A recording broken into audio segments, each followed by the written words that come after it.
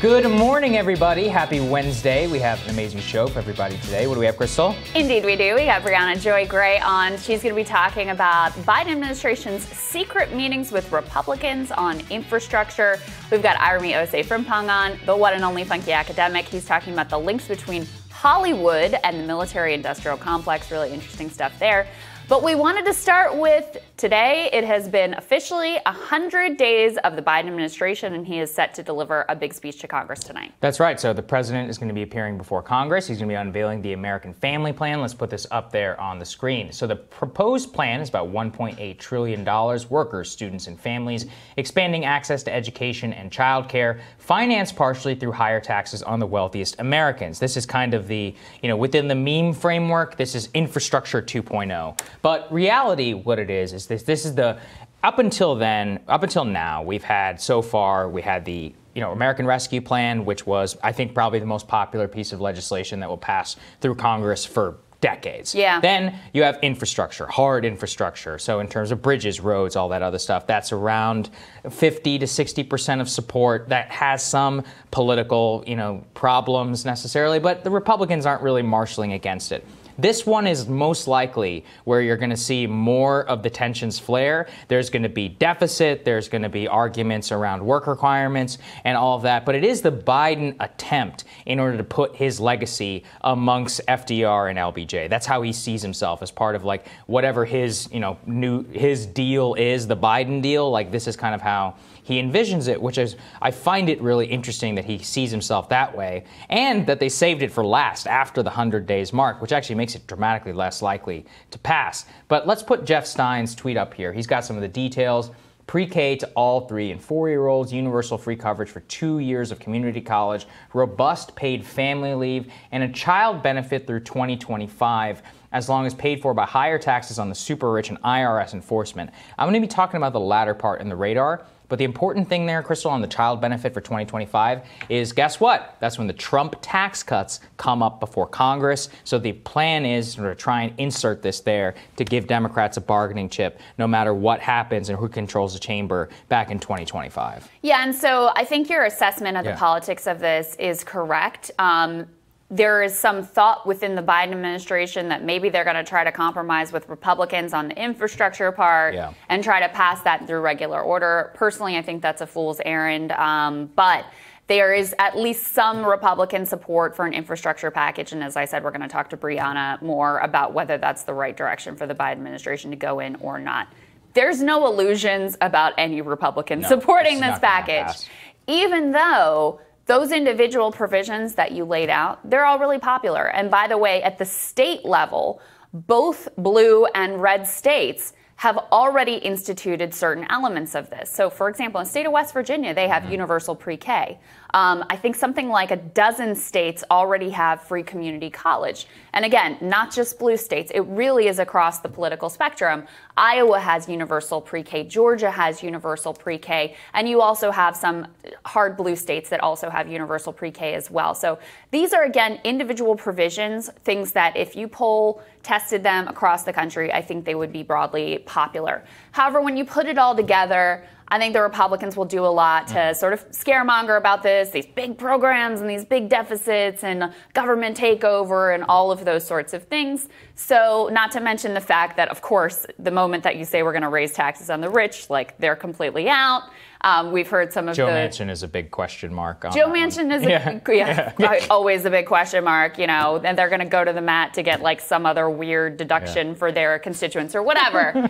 We all know that that's coming, right? But, in general, I think the provisions will be broadly popular. I think the Republicans will have more to work with in terms of demonizing it. And the big question mark is, how hard is the Biden team actually going to push to get this thing through? So that's where things stand right now. Couple things that are left out of this. So it looks like they're going to move in the direction of continuing the Affordable Care Act subsidies that were included in the American Relief, the first coronavirus relief package. It does not look right now like they're going to lower the Medicare eligibility age. They're going with the Nancy Pelosi solution there versus the Bernie Sanders solution.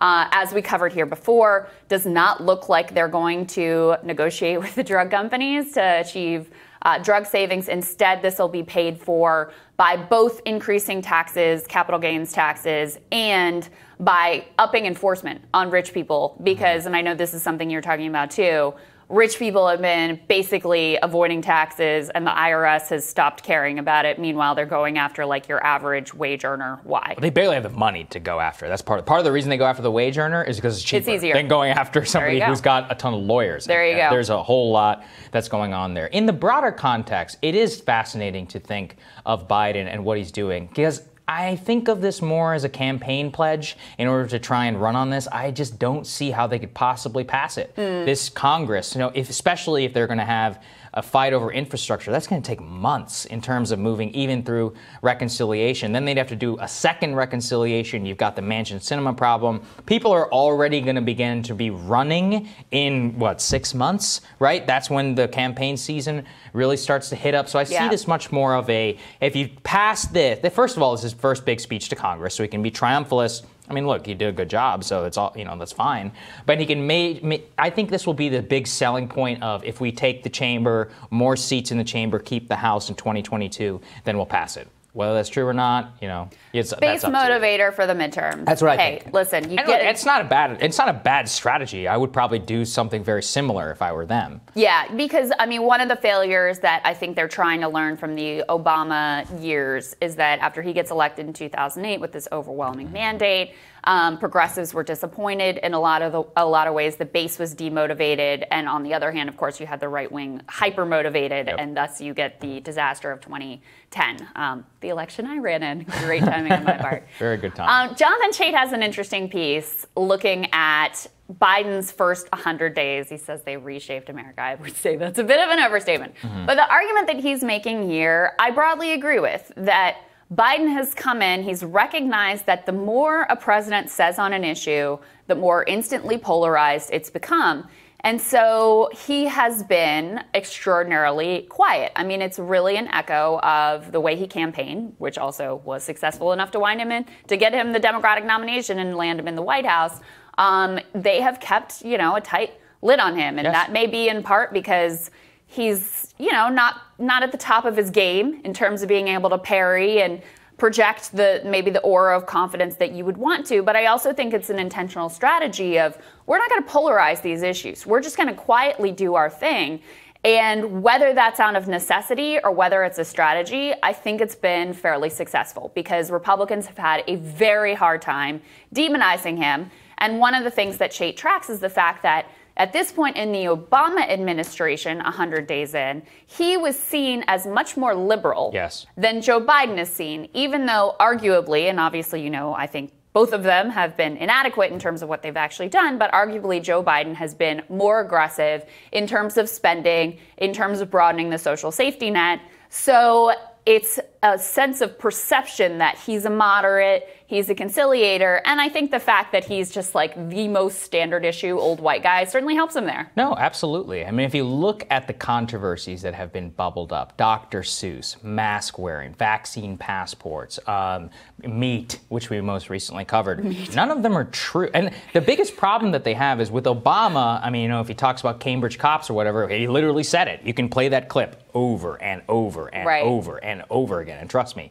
they did. Or if you go back and look at some of the, some more controversial stuff that some of his associates said, or what, Van Jones, that was a big one, with Glenn Beck. And I think that was the first scalp from Fox News back in 2008. The scandal seems so quaint. None of that stuff really exists here with Biden. And that's the problem that they have. And I know you were saying yesterday, they're going to call you this regardless, so you might as well do it. But I actually think it matters that Biden's complete silence makes it so that it's one of those things where he's like, come on, man. I think there's he doesn't feed the trolls. There is a deep, there's a deep truth to the power of that politics whenever. And look, we talked about Tucker yesterday being like masks and children and all that. And I do think the people who live here are crazy whenever it comes to masks. But it doesn't matter because the president literally came out yesterday and he's like, yeah, look, you don't have to wear masks outside. Yeah. And so you're like, okay. And that's been he sucks the oxygen out of it. Again and again and again. Yeah. Conservatives start to get spun up on something. And then they're just instantly the vaccine passport thing is such a key example where they're really starting to work themselves into a frenzy over it. Like, oh, it's a government takeover. It's going to be horrible. And then he's immediately like, We're not he's doing like, we're that. not doing vaccine passports. We're not doing vaccine mandates. We're not doing mask mandates. Like, we will have, 200 million doses, whatever. Yeah. And I'm like, all right. And then they end up with this like desperate, the Kamala Harris book at the border thing, that fell apart. where they invented this wasn't even true. They literally invented this story about apparently there was one of Kamala Harris's children's books that someone donated at a migrant center, and they tried to spin that up into a whole thing. Fox News goes all in and then end up embarrassed. It comes right on the heels of them being completely embarrassed over this beef meat story that they had to apologize for. So he's just not giving them that much to work with rhetorically. And his style, his every speech, his inauguration speech, what he says when he does do a press conference, it's all like such just standard issue presidential pablum that it just washes. It's completely I don't unremarkable. Remember one word of Joe Biden's inauguration. Completely unremarkable, completely unnewsworthy. Yeah. And yet it's a tactic that they've really struggled with. So that's one side of the coin. The other side is his approval rating. It's almost like a Rorschach test. Yeah. We can throw this up on the screen where he stands right now, 100 days in. This is the RCP average. You can see at the top. He's above water by about 11 points, 53% approval rating, about 42% disapproval rating, which is wildly better than where Donald Trump was and also where he is, something else that we're going to cover in this show. But then, if you look throughout history, it's actually a very low approval rating. If you put the Trump era aside, it's one of the lowest approval ratings at this point in history for a president. Now, I think that speaks a lot to the fact that just politics are tribal. It's just you have a hard ceiling on how high your approval rating is going to be able to go over a sustained period of time after a very short honeymoon period where, what's the best he got up to? Like 58% was kind of the ceiling of where he could go. So I think given the nature of how politics is today, in terms of public perception, he's hanging in there pretty well. I would say to Republicans who are rejoicing over this, which is that, he can have a 53% approval rating, but just so you know, he only needs 52% of the vote in order to win the Electoral College, which is basically around, he got 51.3 last time around. And so 52 would actually be an improvement, 53, even more. That's a stunning victory, actually, in the Electoral College. Now, if you think about it, too, it matters about the level of disapproval and the level of approval. So Biden is as well liked, if not more so, in the Democratic Party than Trump was by the Republican Party. Trump would always be like, he would tweet these ridiculous, be like, 90% approval amongst the Republican Party. Thank you. Biden actually has like 98% approval amongst Democrats. And the more important thing is what we're talking about here.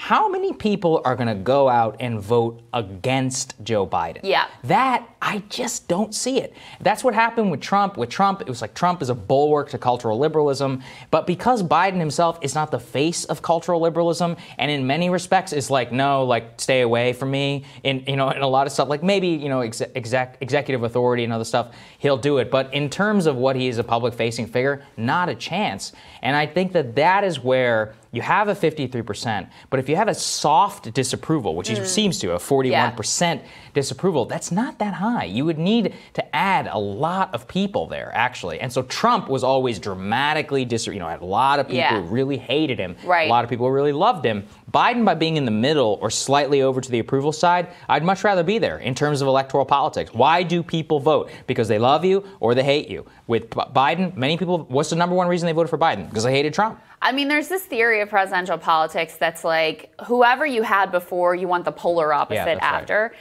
And Biden kind of fits that theory because even on the metric that you're talking about, Trump's support extremely hard and his unsupported disapproval also extremely hard. Biden, the people, yes, he's overwhelmingly popular in the Democratic Party, but it's not like the passion that people had for an Obama or for a Bernie Sanders among his supporters. It's like, he's fine. He's doing a good job. Yeah. Happy with him. He's doing great. Glad Trump's gone, know? And the disapproval is kind of the same. It's like a lot of the fiercest ire of the Republican base, it's not directed at Joe Biden. It's directed at cultural liberalism writ large. And like you said, he's not a particularly effective face of that. I think it'd be pretty hard to make the argument that Joe Biden is woke in any way. He's anti-woke. He's a very anti-woke person. So anyway, it is interesting that he's sort of at 100 days in, he's the polar opposite of Donald Trump and where he was, just in terms of the way the country feels about him. Yeah, I think that's right. All right, we're going to tell you what's on our radars. That's next.